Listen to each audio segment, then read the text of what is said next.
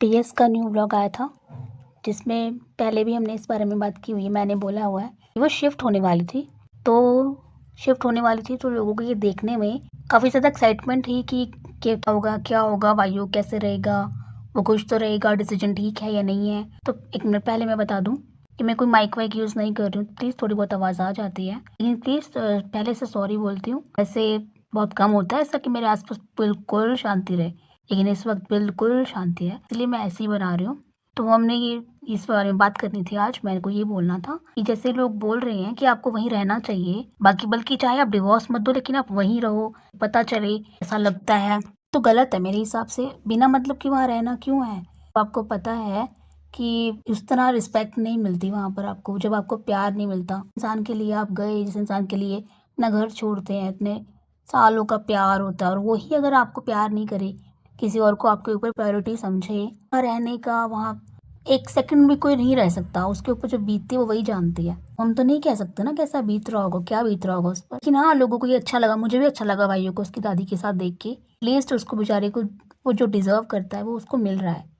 वो बहुत प्यार डिजर्व करता है वो बच्चा, और हर बच्चा डिजर्व करता है कि उसको सबका, अपने दादा दादी का प्यार मिले, पापा का प्यार मिले, अपनी माँ का, सबका वो बच्चा डिजर्व करता है। ये अच्छा लगा और वो बहुत प्यारा है।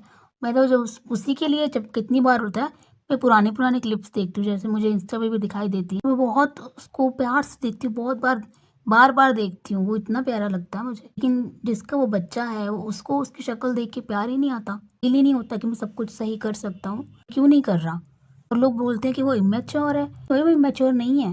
इतना बड़ा आदमी, उसके पास अपना दिमाग है, वो कैसे इमेच्योर हो सकता है? पता नहीं है क्या उसकी वाइफ पे क्या बीत रही है। उसको जब बोला कि आप ऐसे मत करो, अच्छा नहीं लगता है, उससे समझ में आती है वो जानबूझ के ये सब कर रहा है, क्योंकि उसको ऐसा लग रहा है। उसको अभी ना वो लड़की का सिर पे उसको जादू जो चल रहा है ना, सिर पे चढ़ी हुई है जो वो उसकी लड़की गिरती ही सही लग रही है इस टाइम, और अपनी वाइफ गलत लग रही है। तो मुझे किसी ने कमेंट करा कि तुम्हें पता है कि उन दोनों के बीच में क्या चल रहा है, तुमने देखा है उसको? वो छुप छुप के थोड़ी ना मिलते हैं।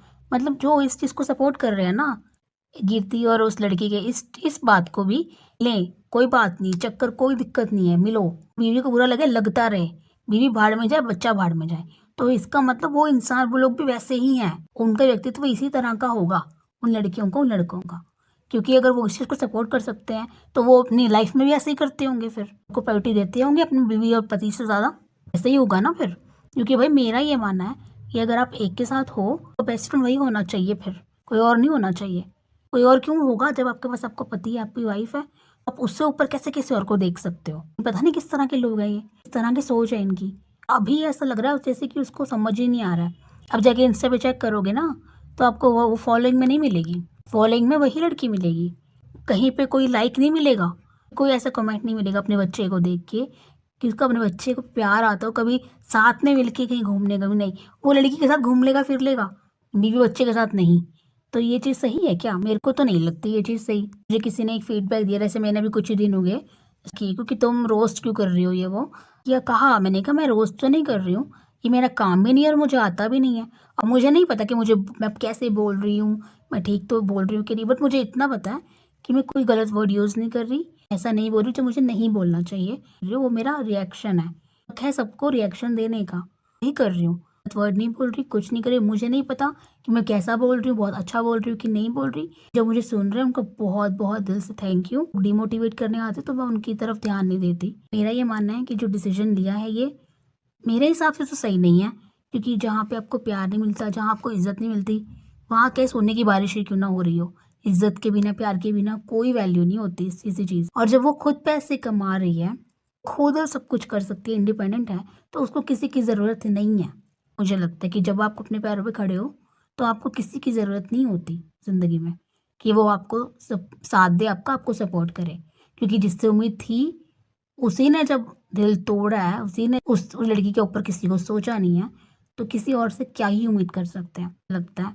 क्योंकि बहुत लोगों को ऐसा लगता है, मैं कमेंट्स जो है मैंने यहाँ पे लगा देती हूँ, पॉज करके पढ़ सकते हो कि लोगों ने क्या लिखा है। लोगों का भी यही मानना है, बहुत लोगों का। आपको किस टॉपिक पे चाहिए मुझे बताना, क्योंकि मैं हर एक चीज़ में मैं कोशिश करती हूँ कि मैं सिर्फ एक दो ही टॉपिक पे वापस वापस नहीं, जो मेरा पॉइंट ऑफ व्यू मैं रखना चाहती हूँ, तो प्लीज़ आप मुझे बताना, फिर उस पर वीडियो बनाऊँगी। और जो मुझे सपोर्ट कर रहे हैं उनका बहुत बहुत दिल से थैंक यू। मुझे बहुत अच्छा लग रहा है जो लोग मुझे अच्छे-अच्छे कमेंट्स कर रहे हैं, मुझे बता रहे हैं कि मुझे क्या करना चाहिए और जो लोग मुझे डिमोटिवेट कर रहे हैं मैं उनकी तरफ ध्यान नहीं दूँगी। उन सब क्यूटीज़ को दिल से थैंक यू जो मुझे सपोर्ट कर रहे हैं।